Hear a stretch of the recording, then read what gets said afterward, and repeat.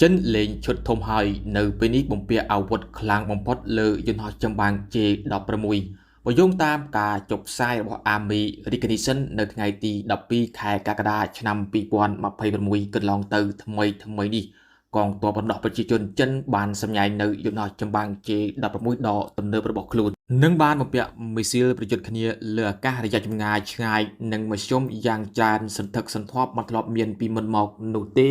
គឺវាបំពាក់មីស៊ីលប្រយុទ្ធលើអាកាសរដា10គ្រាប់ឯណោះមានដូចជា PL15 ចំនួន8គ្រាប់និង PL10 2គ្រាប់វាជាយុទ្ធសាស្ត្រថ្មីសាឡាងរបស់មហាយៈមួយនេះដោយការរៀបចំនេះបង្ហាញពីយុទ្ធសាស្ត្រថ្មីដែលផ្ដោតទៅលើការវាយប្រហារពីចម្ងាយឆ្ងាយយន្តហោះចម្បាំង J16 ដើរតួនាទីជាយន្តហោះបំពាក់មីស៊ីលប្រយុទ្ធលើអាកាសឬក៏មីស៊ីលត្រាក់ដែលអាចវាយប្រហារគោលដៅច្រើនក្នុងពេលតែមួយយន្តហោះចម្បាំងមួយនេះធ្វើការរួមជាមួយនឹង J20 និងយន្តហោះស៊ើបការ KJ500 រួមទាំងប្រព័ន្ធស៊ើបការដទៃទៀតដើម្បីបង្កើនប្រសិទ្ធភាពក្នុងការកំណត់និងវាយប្រហារគោលដៅគោលបំណងធំនោះគឺបង្កើនសមត្ថភាពគ្រប់គ្រងដែនអាកាសនិងប្រយុទ្ធរយៈពេលវែងក្នុងតំបន់ Indo-Pacific យន្តហោះចម្បាំង J16 បំពាក់រ៉ាដាដ៏ទំនើបបំផុតប្រព័ន្ធប្រឆាំងនឹងសង្គ្រាមអេឡិចត្រូនិកនិងប្រព័ន្ធភ្ជាប់ទិន្នន័យយុទ្ធសាស្ត្រឬក៏ Data Linkខុសពី J20 ដែលផ្ដោតទៅលើសមត្ថភាពបំបាំងកាយ J16 ផ្ដោតទៅលើចម្ងាយប្រតិបត្តិការកម្លាំងផ្ទុកអាវុធសមត្ថភាពចាប់យកគោលដៅនិងការគ្រប់គ្រងការប្រយុទ្ធដោយវាប្រើប្រាស់ pilot ចំនួន2នាក់ម្នាក់ជាអ្នកបើកបរយន្តហោះនិងម្នាក់ទៀតមានតួនាទីសំខាន់ក្នុងការគ្រប់គ្រងព័ត៌មានយុទ្ធសាស្ត្រសង្គ្រាមអេឡិចត្រូនិកនិងការបាញ់មីស៊ីលចម្ងាយឆ្ងាយចម្បាំង J16 ត្រូវបានប្រទេសចិនដាក់ឲ្យប្រើប្រាស់ជាផ្លូវការក្នុងឆ្នាំ2013ដែលវាធ្វើការវិវត្តចេញពីយន្តហោះចម្បាំង J11 ហើយក៏ជាយន្តហោះចំនួនទី 4.5 របស់ចិនផងដែរដោយយន្តហោះចម្បាំងមួយនេះមានបណ្ដោយប្រវែង 21.9 ម៉ែត្រកម្ពស់ 6.36 ម៉ែត្រនិងមានស្លាបប្រវែង 14.7 ម៉ែត្រទម្ងន់ទទេនោះគឺ 18,700 គីឡូក្រាមនិងពេលវាផ្ទុកសពាវុធរួចមានទម្ងន់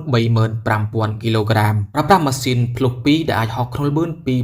2,120 គីឡូម៉ែត្រទៅ 2,563 គីឡូម៉ែត្រក្នុង1ម៉ោងចម្ងាយប្រយុទ្ធ 3,000 គីឡូម៉ែត្រចម្ងាយដែលវាហោះទៅដល់នោះគឺ 4,000 គីឡូម៉ែត្រនិងអាចហោះបានក្នុងរយៈកម្ពស់ 17,300 ម៉ែត្រមានល្បឿនលឿនជាងសំឡេង2ដងចំពោះការបំពាក់សពាវុធរបស់វាវិញមានដូចជាកាំភ្លើងយន្ត 30 គីឡូម៉ែត្រមួយដើម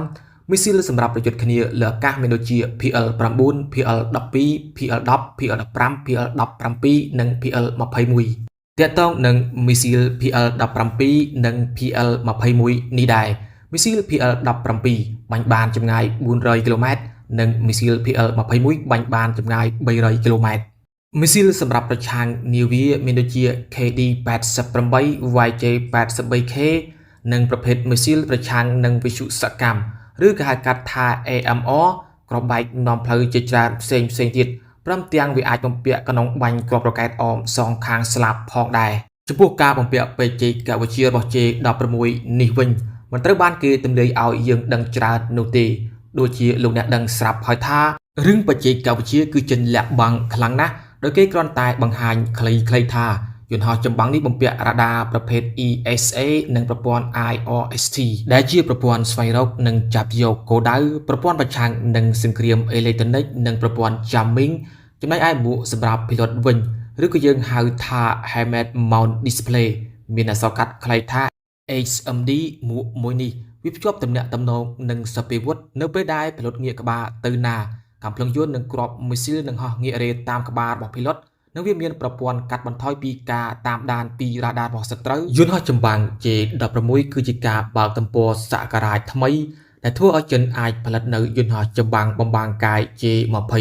បើទោះបីជា J16 មិនមានសមត្ថភាពខ្លាំងខាងបំបាំងកាយក៏ដោយប៉ុន្តែការលាបថ្នាំកូដពិសេសដែលអាចធ្វើឲ្យយន្តហោះនេះអាចបញ្ជាការតាមដានពីរ៉ាដារបស់សត្រូវបាននិងជាពិសេស J16 នេះមានភាពបត់បែនលឿនរហ័សដូចផ្លេកបន្ទោដូចជាការឈ្លានពានដែនអាកាសរបស់តៃវ៉ាន់អីចឹងគឺ F16 របស់តៃវ៉ាន់មិនអាចបដិញ្ញវាទាន់បានឡើយសមត្ថភាពរបស់វាត្រូវបានគេប្រដូចទៅនឹងយន្តហោះចម្បាំង EA-18G Cruiser របស់សហរដ្ឋអាមេរិកប៉ុន្តែបើ J16 ស៊េរីចាស់វិញគឺមានសមត្ថភាពប្រហែលនឹង F15E